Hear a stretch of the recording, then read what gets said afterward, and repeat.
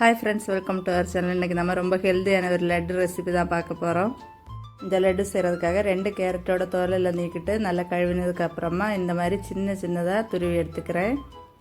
இது கூட பாதாம் பவுடர், நிலக்கடலை பவுடர், முந்திரி பவுடர், அவல் பவுடர், ஏலக்காய் தூள், கொஞ்சமாக வெள்ளை எள்ளு வறுத்தது, இவ்வளோ சேர்த்து நல்லா பிசைஞ்சு எடுக்கலாம்.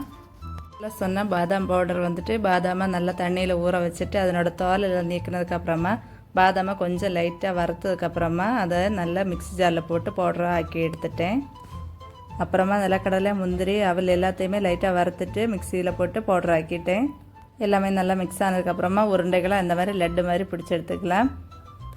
நம்ம இதில் இனிப்புக்காக எதுவுமே சேர்க்கலை. உங்களுக்கு விருப்பம் இருந்தால் பனங்கற்கண்டு இல்லைன்னா நாட்டு சர்க்கரையோ தேனோ ஏதாச்சும் ஒன்று யூஸ் பண்ணிக்கலாம். ரொம்ப ஹெல்த்தியான லட்டு, நீங்களும் கண்டிப்பாக ட்ரை பண்ணி பாருங்கள் ஃப்ரெண்ட்ஸ். நான் இதில் கடைசியாக ஹனி சேர்த்துட்டு குழந்தைகளுக்கு கொடுத்தேன். குழந்தைகளும் விரும்பி சாப்பிட்டாங்க. ஃப்ரெண்ட்ஸ், மறக்காமல் எங்கள் சேனலை சப்ஸ்கிரைப் பண்ணி சப்போர்ட் பண்ணுங்கள்.